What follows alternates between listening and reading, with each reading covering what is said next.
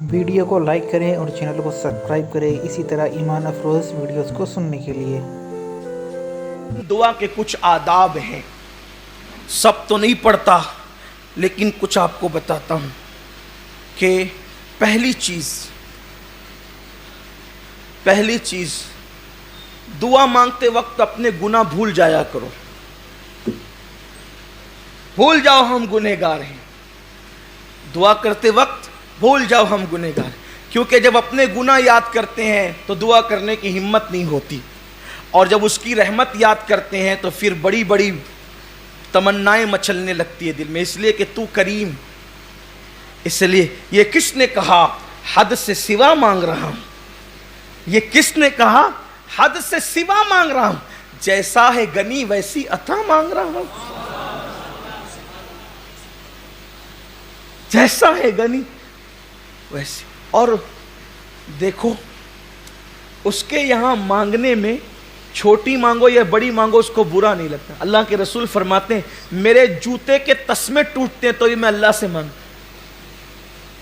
اب کوئی بڑے مالدار کے گھر شادی کے دن جا کے کوئی کہے ذرا ایک ہڈی دے دے تو وہ کہے گا میں ہی ملا تھا مذاق اڑانے کے لیے، مجھ سے ہڈی مانگ رہا ہے جبکہ میرے دسترخوان پہ ہزاروں لوگ کھا رہے ہیں۔ تو کہا اچھا ٹھیک ہے پورا کھانا اٹھا کے دے دے، تو کہا یہ بھی اس سے بھی بڑی کوئی مذاق تھی، ارے پورا کھانا اٹھا کے تجھے دوں گا تو اوروں کو کیا کھلاؤں گا۔ ایک شخص ایک بادشاہ کے پاس گیا، کہنے لگا ایک چونی دے دو، تو کہا کہ کم سے کم میری حیثیت تو دیکھی ہوتی، میں بادشاہ ہوں تو مجھ سے چونی مانگ رہا ہے۔ کہا اچھا پوری سلطنت دے دو، تو کہا اپنی حیثیت تو دیکھی ہوتی، اپنی ہے، لیکن میرے اللہ کے یہاں یہ نہیں ہے، چونی مانگ یا سلطنت مانگ وہ عطا کرتا، کمی نہیں، گڑ گڑاؤ مانگو۔ ہو دعا کے آداب میں سے ایک ادب یہ ہے کہ دعا کرتے وقت اپنے گناہ بھول جاؤ، اس کے کرم پہ نگاہ رہے، اس کے کرم کو یاد کرو، عنایتوں کو یاد کرو۔ اور دوسری بڑی چیز کہ دل حاضر رہے دعا کرتے۔ یہاں تو حال یہ ہے کہ ربنا آتنا فی الدنیا حسنہ، پوچھو یہ ربنا آتنا کیا ہے؟ کبھی سوچا بھی ربنا آتنا؟ جو دعا مانگو اور دعا میں دل حاضر نہ ہو وہ دعا رد ہے، بلکہ وہ دعا ہے ہی نہیں۔ کم سے کم بندہ جو مانگ رہا ہے وہ تو تجھے پتا ہو کہ تو مانگ کیا رہا ہے۔ یہ رٹو توتے والی دعائیں مقبول نہیں ہیں۔ جب تک دعا کا معنی نہیں سمجھے گا یہ دعا دل سے نکلے گی کیسے؟ دل سے جو بات نکلتی ہے اثر رکھتی ہے، پر نہیں طاقت پرواز مگر رکھتی ہے۔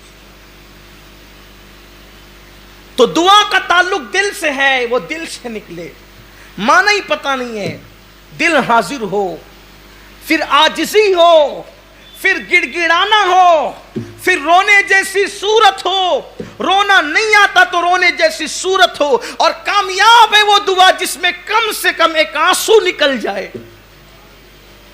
منہ بگڑتا ہے اس کی پرواہ نہ کرو، چہرہ کیسا لگتا ہے اس کی پرواہ نہ کرو، ارے لوگوں کو کیا دکھانا ہے، یار دیکھ لے بس اسی میں ہماری کامیابی ہے۔ میں کیسا لگوں گا؟ تو کیا دعا کرتے وقت آپ نے کوئی شوٹنگ کروانی ہے؟ میں کیسا لگوں گا؟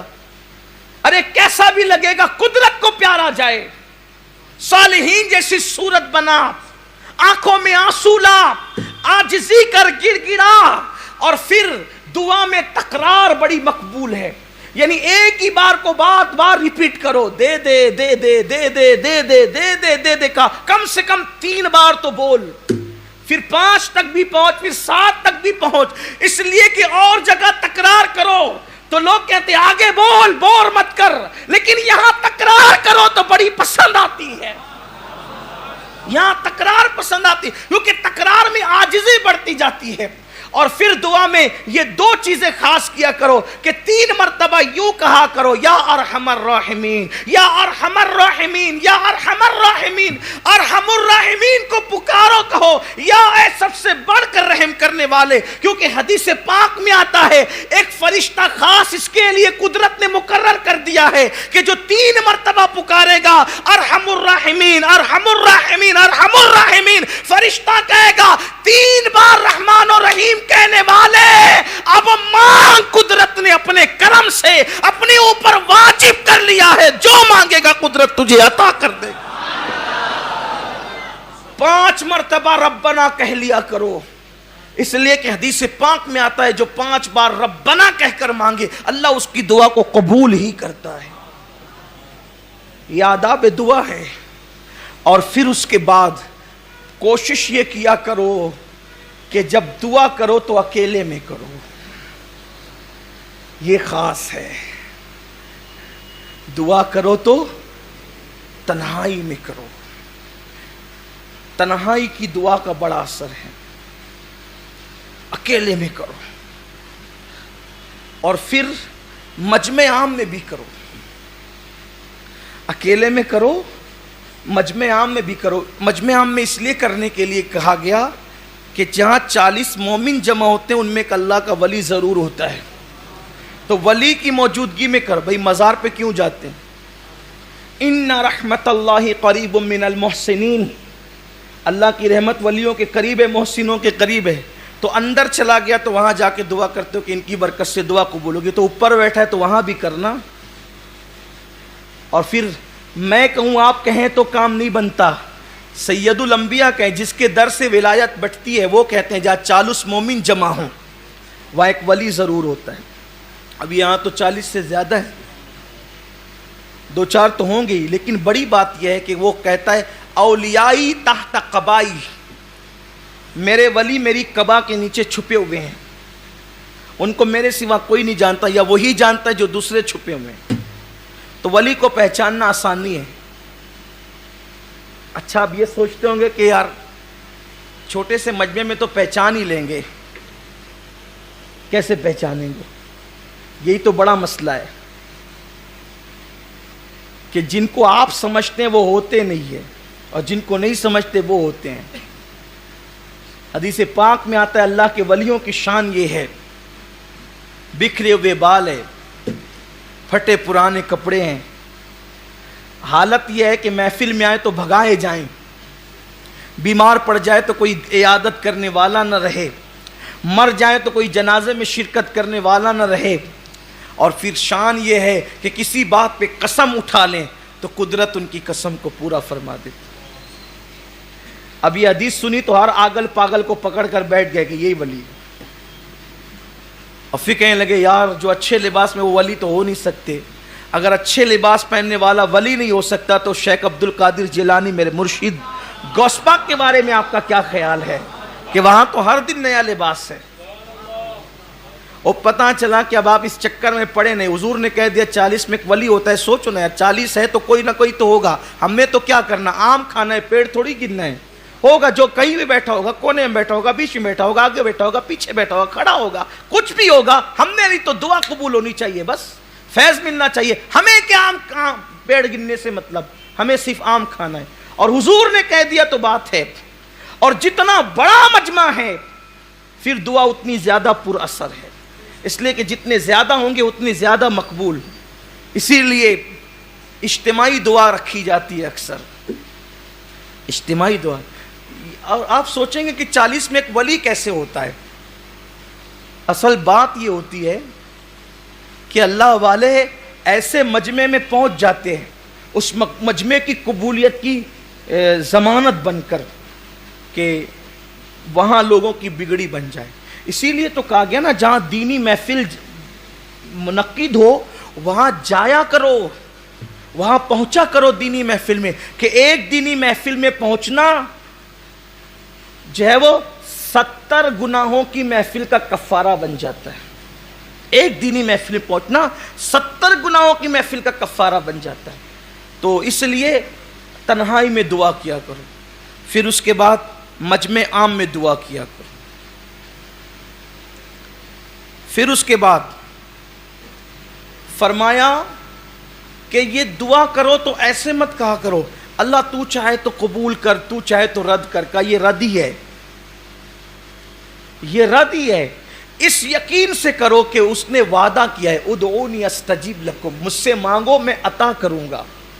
تو اس نے وعدہ کہ ان اللہ لا یخلف المیعاد، وہ اپنے وعدے کے خلاف نہیں کرتا. تو اس یقین سے کرو کہ اللہ تو نے وعدہ کیا ہے.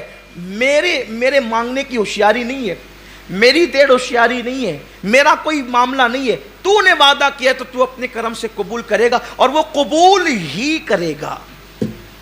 اللہ فرماتا ہے میرا بندہ میرے ساتھ جیسا گمان کرتا ہے میں اس کے ساتھ ویسے فیصلہ کرتا ہوں. پھر جب دعا کرو تو دعا کرنے کی قبولیت کی نشانی یہ ہے کہ دعا کرنے سے پہلے کچھ نیک عمل کرو.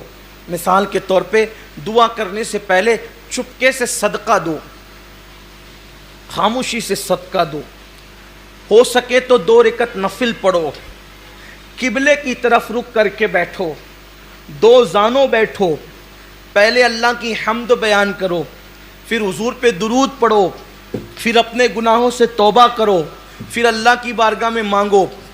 پھر کہا اس کی رحمت کو محدود مت کرو, اس کی رحمت کو محدود مت کرو. یہ مت کہو اللہ مجھے یہ دے, مجھے یہ دے, مجھے یہ دے, بلکہ یہ کہو ہمیں یہ دے, ہمیں یہ دے, ہمیں یہ دے.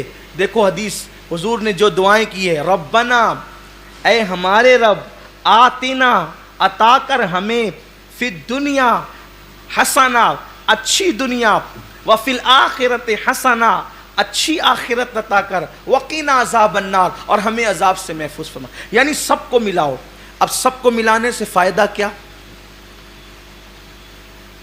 میں دعا کر رہا تھا مجھے دے, نعمت کا مستحق نہ تھا, لیکن کہا ہمیں دے, پوری امت کو ملایا تو پوری امت میں کوئی تو مستحق تھا, تو میں مستحق نہ تھا, وہ مستحق تھا. میں اپنے لیے مانگ رہا تھا, ممکن ہے مستحق نہ تھا, نہ ملتا, لیکن اب وہ پوری امت کو ملایا تو امت میں کوئی نہ کوئی تو مستحق ہوگا. اب وہ مستحق کو ملے گا تو میں تھوڑی محروم رہوں گا, کیونکہ میں نے سب کے لیے مانگا ہے, تو اس کے صدقے میں میری بھی بگڑی بن جائے گی. اس لیے سب کو شامل کیا کرو. اور پھر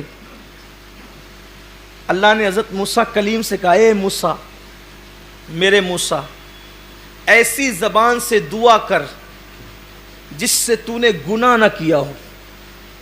اے موسیٰ, ایسی زبان سے دعا کر جس سے تو نے گناہ نہ کیا ہو, وہ دعا قبول ہے. اللہ کے کلیم نے عرض کی, مولا ایسی زبان کہاں سے لاؤں؟ حالانکہ یہ تو تواضع اور عاجزی ہے, ورنہ اللہ کا نبی تو معصوم ہے, اللہ کا نبی تو معصوم ہے. عرض کی ایسی زبان کہاں سے لاؤں؟ اللہ نے فرمایا کسی بندے سے اپنے لیے دعا کروا, اس لیے کہ اس زبان سے تو نے گناہ نہیں کیا. حالانکہ نبی تو بے گناہ ہے, لیکن ہمیں تعلیم دی جا رہی ہے آپ نے میری زبان سے گناہ نہیں کیا, میں نے آپ کی زبان سے گناہ نہیں کیا, تو میری زبان آپ کے لیے دعا کرے گی تو قبول ہوگی, اور آپ کی زبان میرے لیے دعا کرے گی تو قبول ہوگی. اللہ اکبر. اسی لیے میرے آقا فرماتے ہیں جب کوئی مومن کسی مومن کے پیٹھ پیچھے دعا کرتا ہے, اچھا یہاں تو سامنے دعا کرتے, پیٹھ پیچھے تو غیبت ہی کرنی ہے, برائی کرنی ہے, ایک دوسرے کی قبر ہی کھودنی ہے. اللہ کے رسول علیہ السلام فرماتے ہیں جب کوئی مومن کسی مومن کے پیٹھ پیچھے دعا کرتا ہے تو اس کی دعا ایسی ہے جیسے عرفات میں حاجی کی دعا ہوتی ہے, اور وہ قبول ہی ہوتی ہے. اب پتہ چلا, دوسری حدیث پاک میں آتا ہے جب تم کسی مومن کے لیے دعا کرتے ہو, مثال کے طور پہ اللہ فلاں کو روزی عطا فرما, تو فرشتہ کہتے ہیں اللہ کے بندے تو نے اس کے لیے روزی مانگی, اللہ تجھے پہلے دے گا, بعد میں اس کو عطا فرمائے گا. اس لیے پیٹھ پیچھے ایک دوسرے کے لیے دعا کیا کرو, اللہ اس کو مصیبت سے بچا, اللہ اس کو رحمتیں عطا فرما. اور دعا میں اول بھی درود, آخر بھی درود. اس لیے کہ مولانا امام المتکلمین مولانا نقی علی خان رحمت اللہ علیہ فرماتے ہیں کہ دعا کا شہپر ہے درود.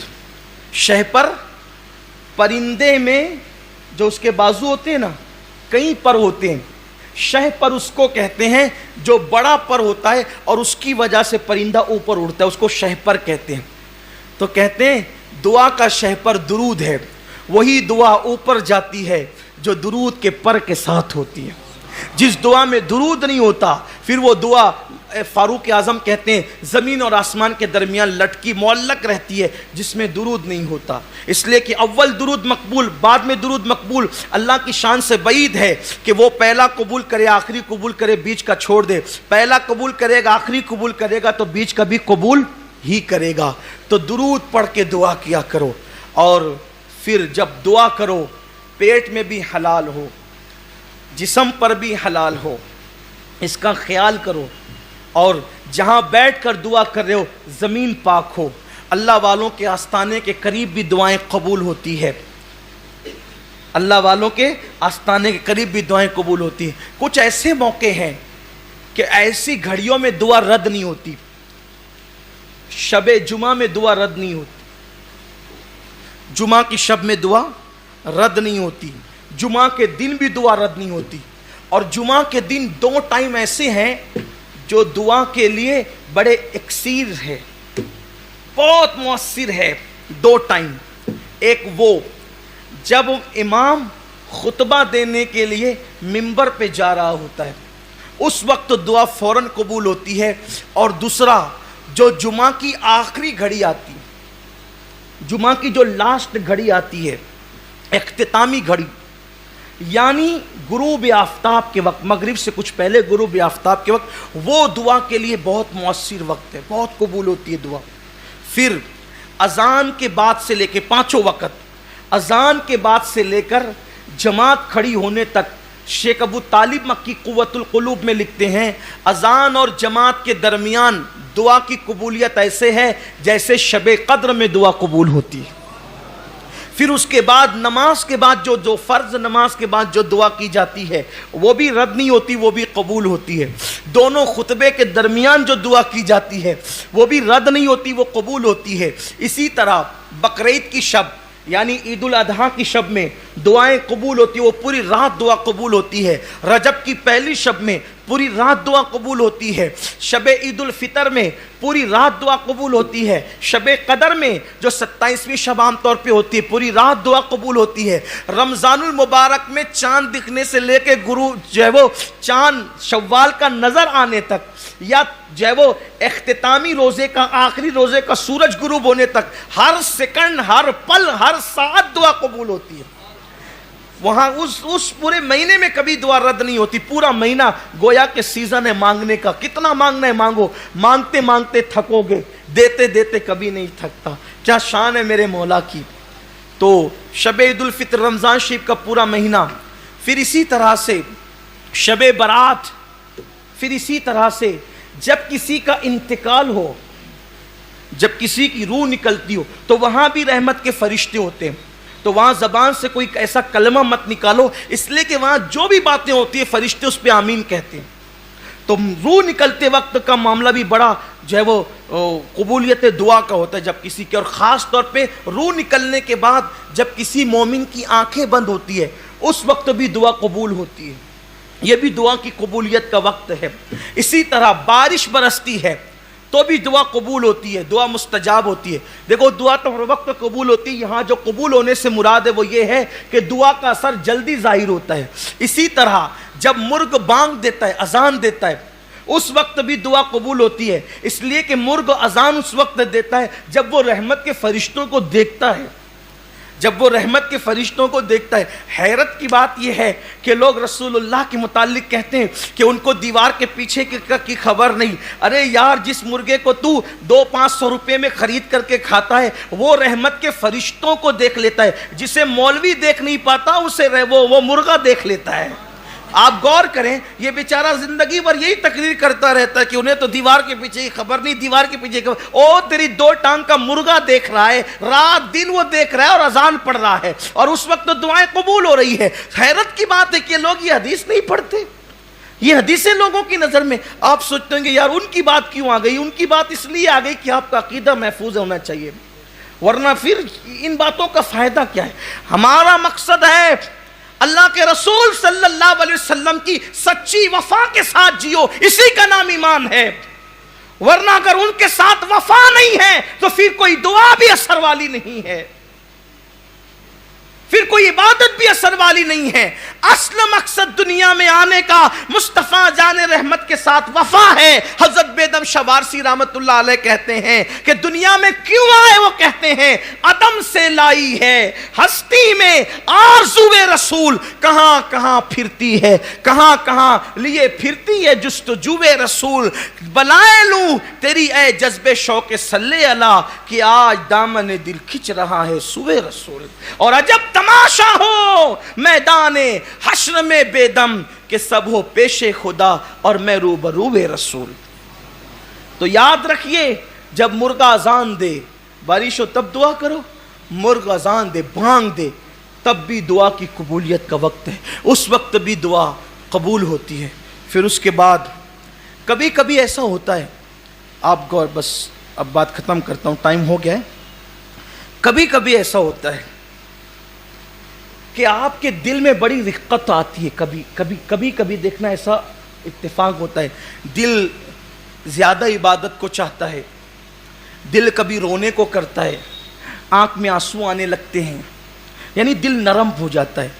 تو حدیث پاک میں آتا ہے جس وقت دل نرم پڑ جائے اس وقت دعا کرنے کو غنیمت جانو کہ اس وقت جو دعا کی جاتی وہ فوراً قبول ہوتی. آپ سے گزارش ہے، اور بھی عنوان بہت باقی ہے ابھی، لیکن اس عنوان کو ہم مزید آگے نہیں بڑھائیں گے کیونکہ ہمارا مقصد پورا ہو گیا. ترغیب دلانا تھا دعا کر، اور میں سمجھتا ہوں کہ اتنی چیز کافی ہے ایک مومن کے لیے کہ وہ دعا کرنے پر اس کو ابھارنے کے لیے کافی ہے. ہر وقت دعا کرتے رہو. مسافر کی دعا کبھی رد نہیں ہوتی، مسافر کی دعا کبھی رد نہیں ہوتی. اسی طرح بیمار کی دعا رد نہیں ہوتی. بیماروں سے دعا کراؤ، مسافروں سے دعا کراؤ، ماں باپ سے دعا کراؤ. فاروق اعظم مدینہ منورہ کے چھوٹے چھوٹے بچوں کو کہتے تھے میرے لیے دعا کر. اچھا آج ایک فیشن بن گیا ہے دعا میں یاد رکھنا. تو سامنے والا کہتا ہے انشاءاللہ، نہ وہ کبھی اپنے لیے کرتا ہے نہ اس کے لیے کرتا ہے، الا ماشاءاللہ، ہے نا، یہی ہوتا ہے. ایسا نہیں، جب بھی آپ سے کوئی دعا کی گزارش کرے آپ فوراً وہیں اس کے لیے دعا. اور دعا کرنے کا طریقہ بتا دیتا ہوں، ہوشیاری کرو تھوڑا سا کہ جب دعا کرو تو اپنے آپ کو شامل کر لیا کرو. کیسے؟ اللہ آپ کی میری ہر مراد پوری فرمائے، اللہ میری آپ کی ہم سب کی مرادیں پوری فرمائے. تو اس کے لیے بھی دعا ہوگی، اپنا بھی کام ہو گیا، تو اس کے صدقے میں اپنی بگڑی بن گئی. انشاءاللہ کہہ کے انشاءاللہ کہو، انشاءاللہ کہہ کے پھر آگے کے لیے مٹا وہیں دعا کر دو، فوراً دعا کر دو. اور یار دعا کرنے سے بگڑتا کیا ہے؟ اگر کسی کا کام بنتا ہے اپنے زبان ہلانے سے اور بالکل دعا قبول ہونی.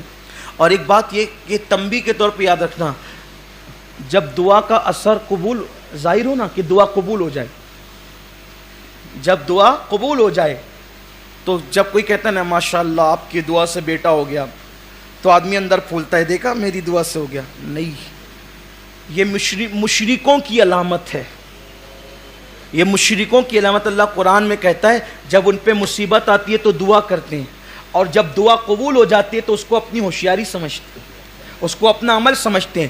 بلکہ جب دعا قبول ہو جائے تو یہ کہو کہ میں تو اس قابل نہ تھا، کریم نے کرم کیا کہ اس نے قبول کر لیا، اس نے اس کا کرم ہے، اس نے قبول کر لیا. اپنا عمل مت سمجھو، اپنی ہوشیاری مت سمجھو، اپنا تقوی مت سمجھو، اپنی پرہیزگاری مت سمجھو، اس کا کرم. ارے وہ رد کرنے پر آئے تو بڑے بڑے متقیوں کی رد کر دے، اور اگر وہ قبول کرنے پر آئے تو پھر فرعون کی بھی قبول کر رہا ہے نا. آپ نے بھی سنا فرعون کی بھی سن رہا ہے وہ. اس لیے یاد رکھنا دعا کی قبولیت کو اپنا عمل مت سمجھنا، اپنی ہوشیاری مت سمجھنا، اپنا تقوی مت سمجھنا، اس کا کرم اور خالص اس کا کرم. یہاں تو حالت یہ ہے کہ اگر دعاؤں سے بچے بھی پیدا ہو جائیں تو بھی مائک پہ کھڑا کرتے ہیں کہ ذرا بتاؤ کہ کتنے بچے ہماری دعا سے پیدا ہو، کتنوں کو رشتہ ہماری دعا سے ملا. یہ انسان کہتا ہے آپ کو کیا حق ہے؟ یہ کیوں نہیں کہتے کہ اس نے کرم کیا ہے تو بگڑی بنی ہے؟ اگر وہ کرم نہ کرتا تو کوئی اس پہ جبر تھا. اس لیے خبردار خبردار. اور پھر دعائیں کراتے رہو. فاروق اعظم چھوٹے چھوٹے بچوں سے دعا کر، بوڑھی عورتوں سے دعا کراؤ، بوڑھوں سے دعا لو، اس لیے کہ جو کام ہزاروں سال کی محنتوں سے نہیں ہوتا وہ کام دعاؤں کی برکت سے ہو جاتی. کثرت سے دعا کرو، کثرت سے دعائیں لو، اور حتی الامکان بد دعا لینے سے بچو، اس لیے کہ دعائیں بھی قبول ہے، بد دعائیں بھی قبول ہے۔ یاد رکھنا زندگی میں ہمیشہ دعا لینے کا کام کرنا، کبھی بد دعا لینے کا کام نہیں کرنا، اس لیے کہ دعائیں بگڑی بنا دیتی ہے اور بد دعائیں بنی باتوں کو بگاڑ دیتی ہے۔ اور کثرت سے دعا کرو، خاص طور پہ نماز کے بعد، راتوں کی تنہائیوں میں، مغرب بعد بھی دعا جلدی قبول ہوتی، فجر سے پہلے تہجد کے وقت بھی دعا جلدی قبول ہوتی۔ اللہ تعالی ہم سب کو دعا کرنے والا بنائے اور اللہ ہم سب کو مستجاب الدعوات بنائے، ہماری دعاؤں کو شرف قبولیت عطا کرے۔ اور جب بھی دعا کریں اپنی دعا میں اس کو ضرور شامل کریں کہ اللہ پوری امت کی مغفرت فرما۔ کیا کہیں گے؟ اللہ پوری امت کی مغفرت فرما۔ یہ جملہ کہنے سے، اتنا کہنے سے کیا فائدہ ہوتا ہے پتہ ہے؟ کہ حضور کی امت پہلے دن سے لے کے آخری دن تک جتنی ہے، اللہ سب کی تعداد کے برابر آپ کو نیکی عطا فرمائے۔ کتنی بڑی بات ہے۔ اور پھر یہ دعا کرو، اللہ پوری امت کا بھلا فرما، پوری امت کو خیر عطا فرما، یعنی اپنی دعاؤں کے اندر پوری امت کو شامل کریں، اپنی مرادیں بھی مانگیں۔ اللہ سے دعا ہے کہ اللہ تعالی ہمیں دعائیں کرنے والا بنائے، ہماری دعاؤں کو قبول فرمائے۔ اور جب دعا مانگو تو یہ دعا بھی خاص مانگا کرو کہ اللہ ایمان پر خاتمہ نصیب فرما، ہماری نسلوں کو ایمان نصیب فرما، ایمان و سنت پر استقامت عطا فرما، اہل سنت کے سچے مسلک پر ہمیں استقامت عطا فرما۔ اللہ سے دعا ہے کہ درمیان گفتگو اگر کوئی غلطی ہو تو اللہ معاف کرے۔ استغفر اللہ ربی من کل ذنب واتوب الیہ۔